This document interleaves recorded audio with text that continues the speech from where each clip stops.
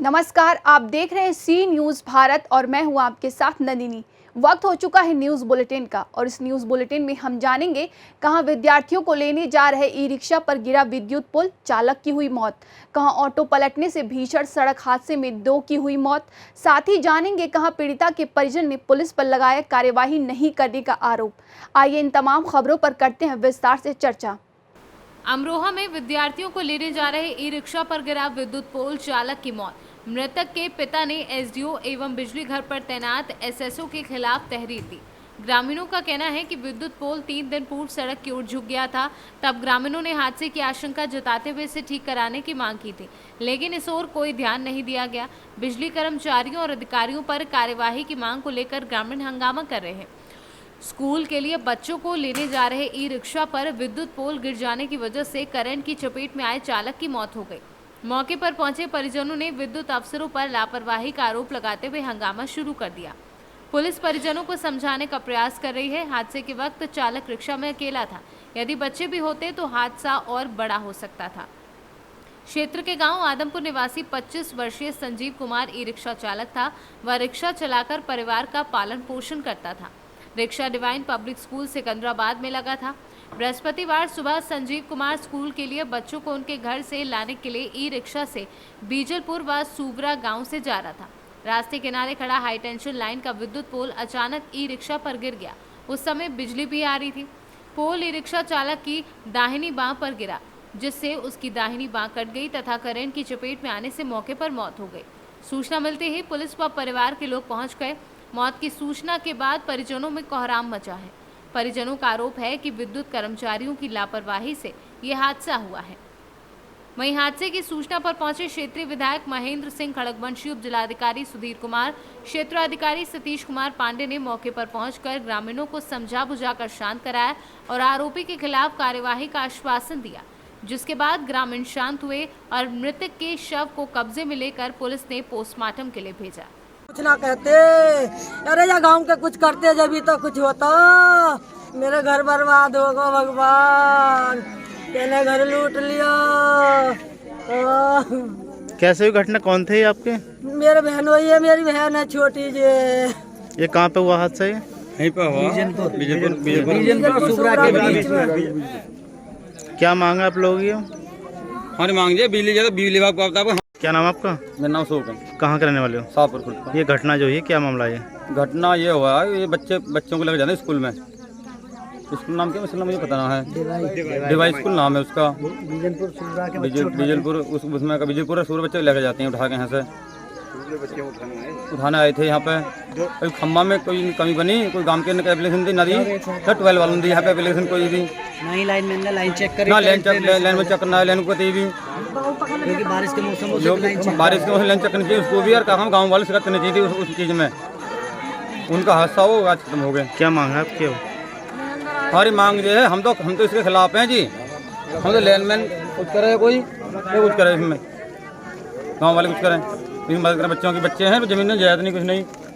अमरोहा से सी न्यूज़ संवाददाता रामवीर सिंह की रिपोर्ट। औरैया में ऑटो पलटने से भीषण सड़क हादसे में 2 की मौत हुई। नेशनल हाईवे पर ऑटो पलटा, मासूम समेत महिला की मौके पर मौत। जनपद कानपुर देहात के राजपुर से ऑटो द्वारा औरैया आते समय यह हादसा हुआ।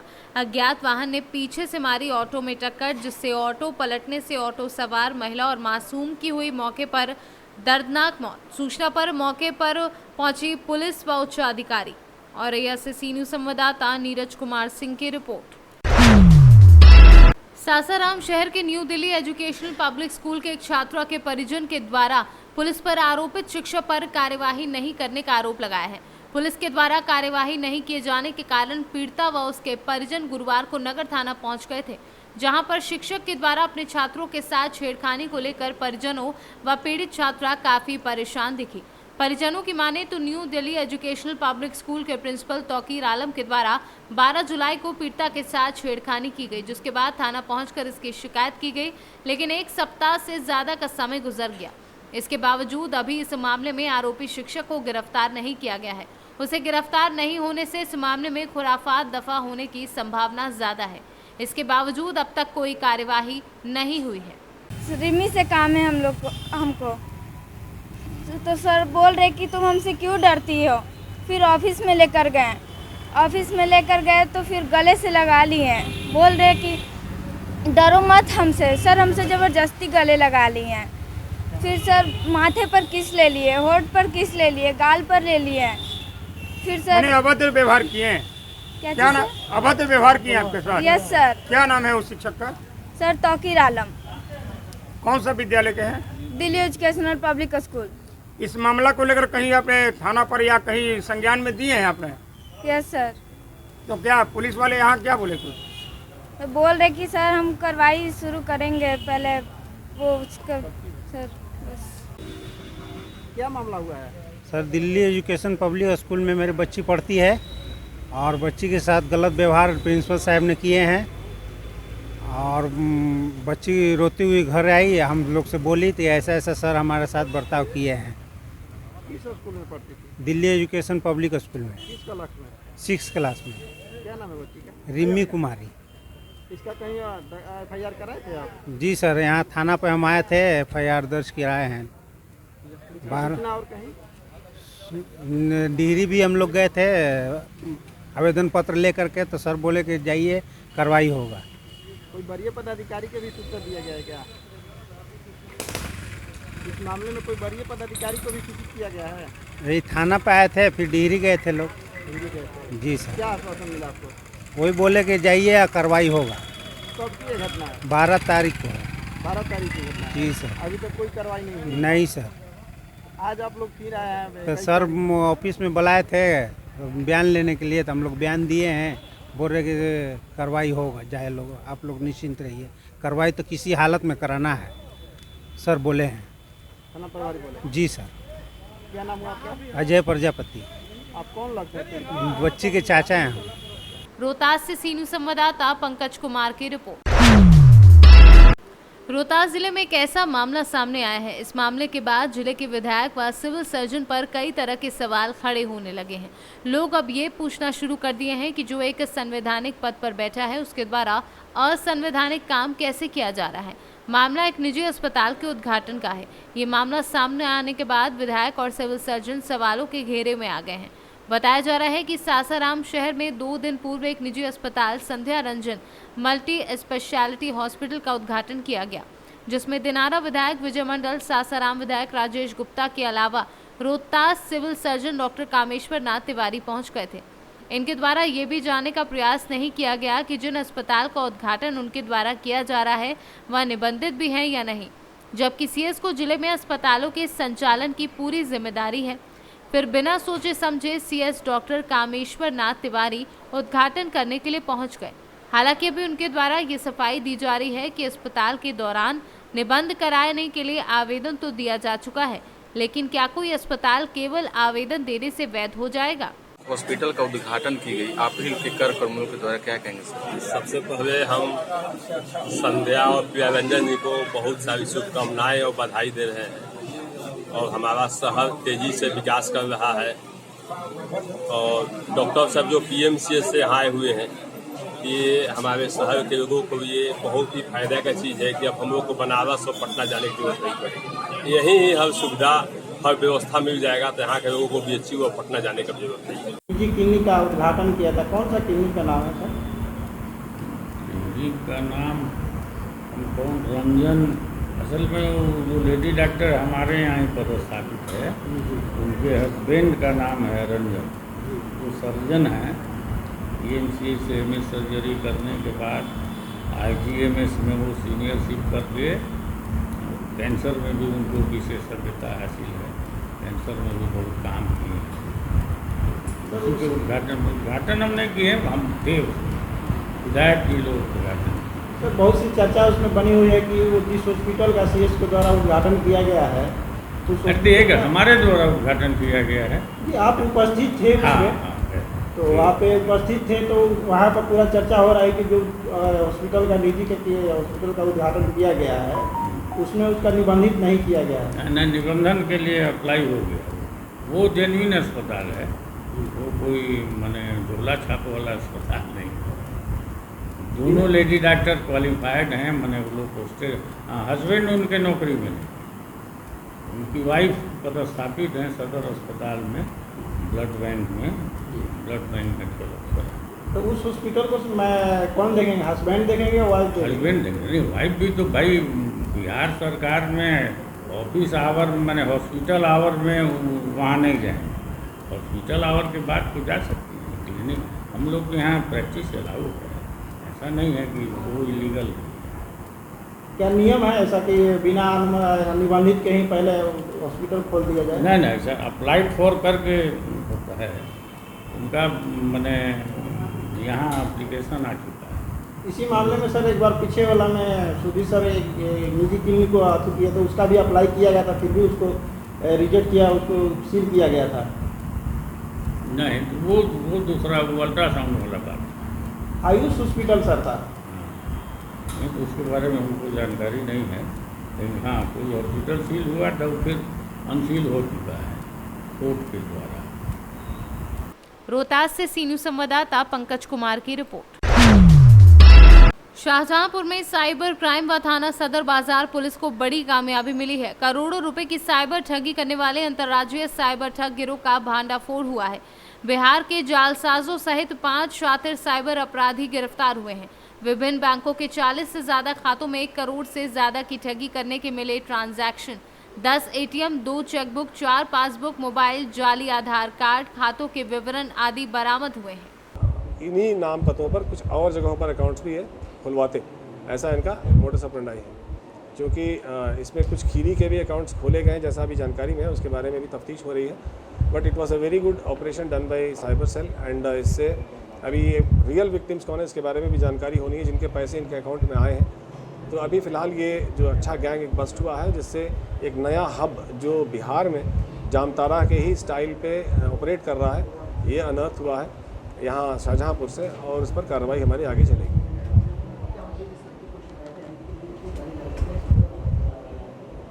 जी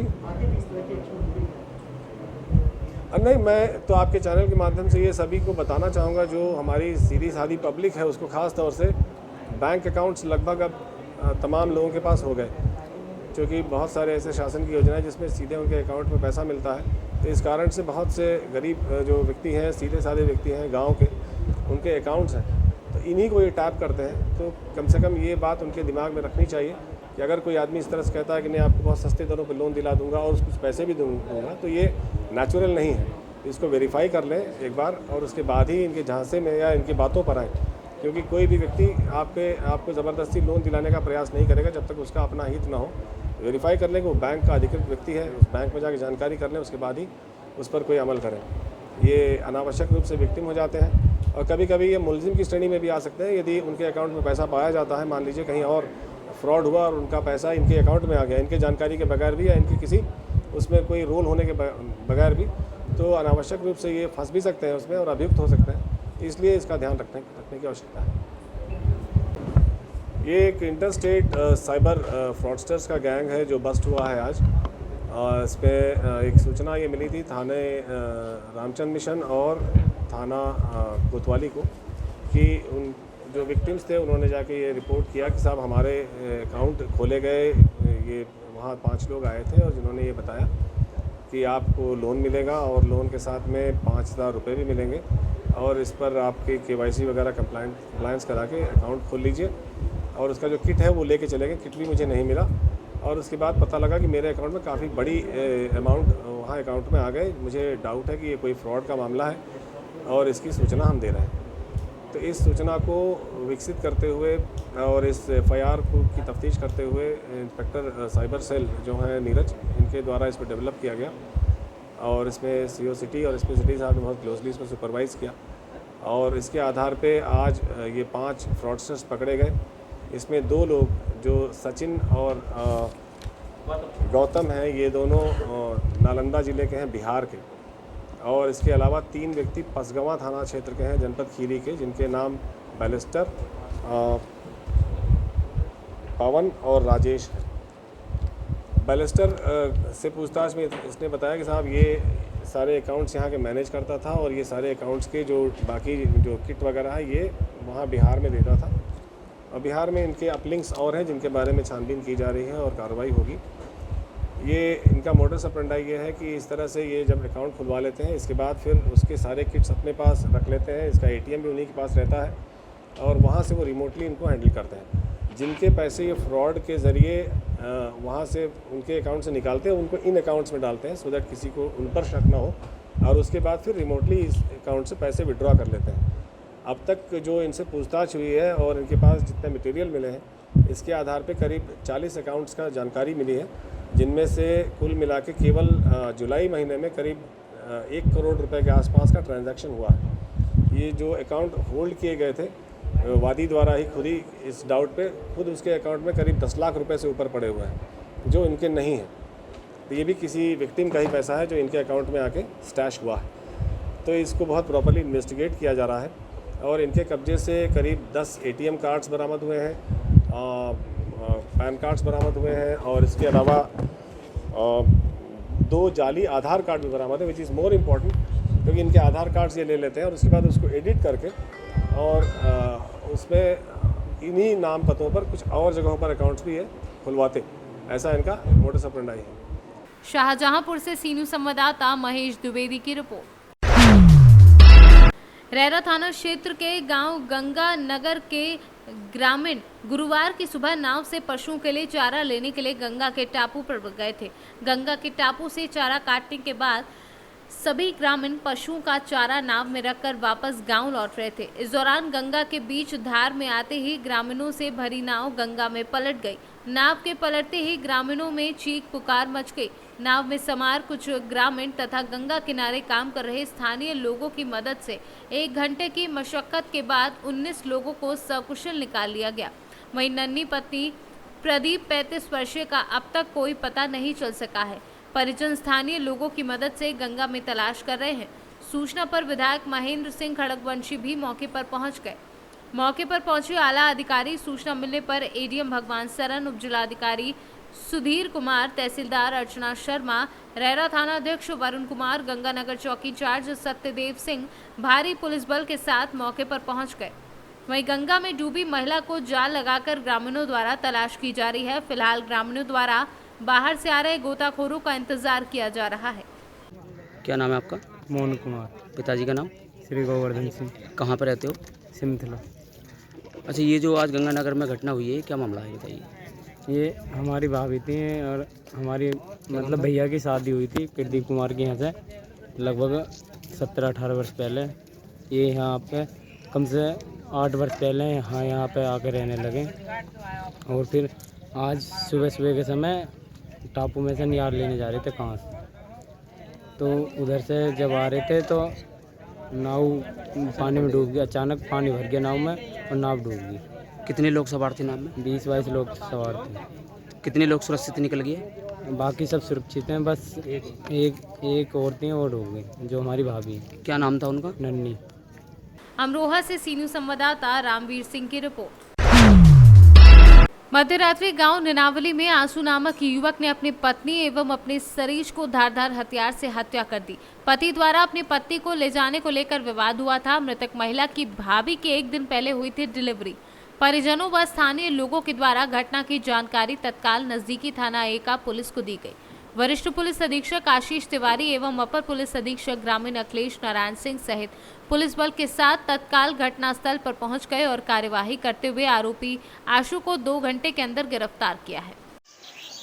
आज रात में ग्राम नीनावली में यहाँ पर हत्या की सूचना प्राप्त हुई, जिसमें एक घर में जो महिला थी और उसकी भाभी की जो हत्या की गई। उसमें जो महिला थी उसका जो पति है, इसका नाम आशु है, जो रहने वाला एटा आवागढ़ का है, उसके द्वारा यह हत्या कारित की गई थी। उसको इमीडिएटली पुलिस ने 2 घंटे के अंदर में हिरासत में ले लिया और उससे अब जो उसके अन्य साक्ष्य हैं, जो उसके खून से रक्त रंजित कपड़े हैं, चप्पल हैं, वो सब भी प्राप्त हुई है। अब इसमें अग्रिम वैधानिक कार्रवाई की जा रही है और पुलिस टीम ने जल्दी से जल्दी इस घटना का खुलासा किया। फिरोजाबाद से सीनू संवाददाता सन्नेश कुमार गुप्ता की रिपोर्ट। जिला झांसी के पूंछ थाना क्षेत्र के ग्राम परेछा घाट से LNT मशीनों के द्वारा अवैध खनन किया जा रहा है। साथ ही पनारी रोड पर एक बड़ा बालू का डंप भी लगा है। जिस पर दिन और रात LNT मशीनों द्वारा ट्रकों को लोड किया जा रहा है और धड़ल्ले से अवैध खनन का कार्य जारी है। वहीं विभाग के कर्मचारी मुखदर्शक बने हैं। गुप्त सूत्रों द्वारा पता चला है कि ये बालू का डंप सत्ताधारियों द्वारा ही लगा है, जिससे इस अवैध कार्य से सरकार की छवि धूमिल हो रही है। अब देखना ये होगा कि प्रशासन सत्ताधारी नेताओं पर कार्यवाही करता है या फिर सत्ता के दबाव में कार्यवाही को नजरअंदाज करता रहेगा। झांसी से सी न्यूज संवाददाता शुभम त्रिपाठी की रिपोर्ट। रायसेन जिले में कानून व्यवस्था की धज्जियां उड़ाई जा रही हैं। कल रात्रि में शराब दुकान बंद कर ऑफिस जा रहे 3 कर्मचारियों के ऊपर प्राण घातक हमला किया, जिनमें एक युवक गोलू आदिवासी की मौत हो गई। 2 अन्य शराब दुकान कर्मी घायल हो गए। दोनों घायलों का भोपाल के निजी अस्पताल में इलाज चल रहा है। घटना कल रात्रि की बताई जा रही है। 5 आरोपियों के खिलाफ नामजद रिपोर्ट बरेली थाने में दर्ज की गई है, जिनकी तलाश बरेली पुलिस कर रही है। क्या है पूरा मामला जो ठेके पर रात्रि में विवाद हुआ है? अंग्रेजी शराब दुकान बरेली पर कार्यरत गोलू अजीत आदिवासी निवासी जामगढ़ एवं उसके साथ ही शिव कुमार उदयपुरा संदीप विश्वकर्मा कामतौन तीनों दुकान बंद करके अपने ऑफिस के लिए जा रहे थे। जभी 8-10 लोग आए और आकर उन पर हमला कर दिया। ये क्या ये दुकान बंद करके कैश वैश रखे थे क्या साथ में? केस वगैरह जा चुका था। दुकान बंद करके चाबी पहुंचाने जैसे ही ऑफिस में चाबी आई, फ़ोन आया कि आपके यहाँ लड़ाई हो गई है, तो हम मौके पर पहुंचे और उनको उपचार के लिए हॉस्पिटल लाया गया। क्या सीसीटीवी लगे हुए हैं उनमें? कुछ सीसीटीवी हमारी दुकान में लगे हुए हैं। कुछ आया कि कौन लोग हैं ये? अब अभी तो देखा नहीं है। रात को भोपाल रेफर कर दिया था और अजीत जो है उसमें मृत घोषित डॉक्टरों द्वारा किया गया। 2 का उपचार चल रहा है।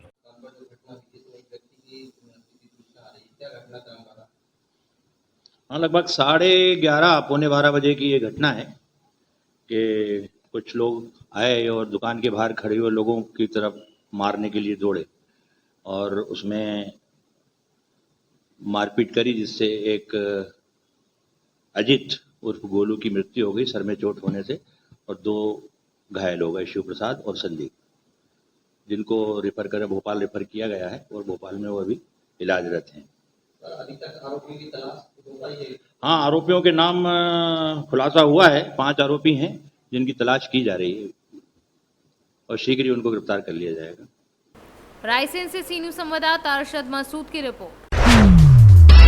रांची में चान्हो प्रखंड के बाल सोकरा उर्दू मिडिल स्कूल का औचक निरीक्षण करते चान्हो पश्चिमी जीप सदस्य अदील अजीम बच्चों से स्कूल में झाड़ियां साफ सफाई कराने को लेकर नाराजगी जाहिर की और स्कूल के प्रधानाध्यापक को फटकार लगाई।